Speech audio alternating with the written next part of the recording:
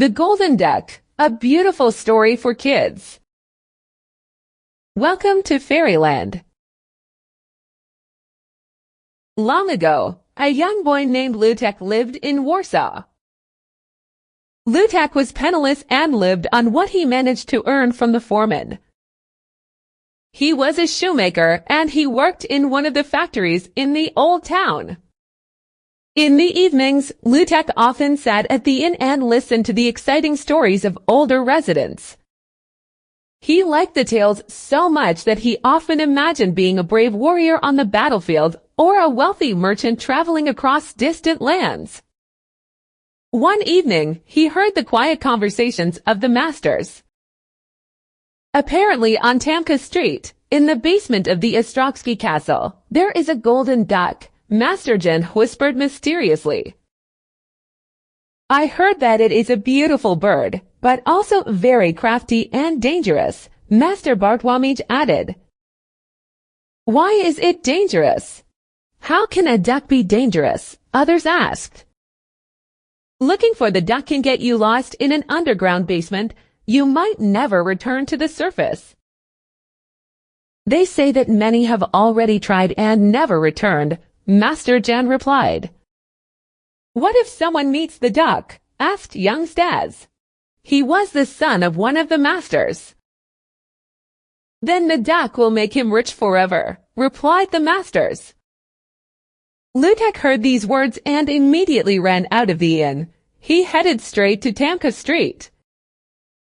He reached the castle and found the entrance to the underground basement. It was dark, cold, and damp. The boy walked the corridors for a long time. At first, he was looking for the duck and then looking for the way back.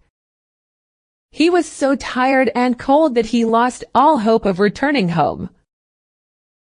Eventually, Lutek found himself in a large chamber with a high vault, decorated with gold. Within the vault, there was a beautiful blue lake on which swam the golden duck. Hello, Lutek, she said in a human voice. You found me, so you deserve the prize. I will make you rich. Take this pouch. There are 100 golden ducats inside. Buy whatever you want, but you have to spend it all in one day. And you cannot share it with anyone. If you do not meet these conditions, you will remain poor forever. Lutek grabbed the pouch and headed back. This time the corridors seemed brighter and easier to find, so he quickly got to the top.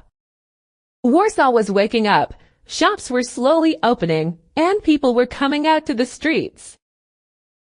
At last, I am rich, thought Lutek. He ran towards the market.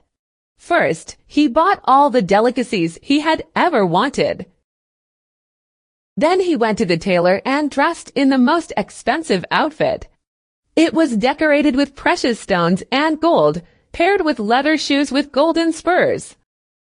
Then he went to the best restaurant and ordered the most expensive dishes to eat and the noblest honey water to drink. Many people introduced themselves and engaged in polite conversation. They were counting on a donation from such a rich young man. However, Lutek did not give anyone a penny. In the afternoon, he bought the most magnificent horse.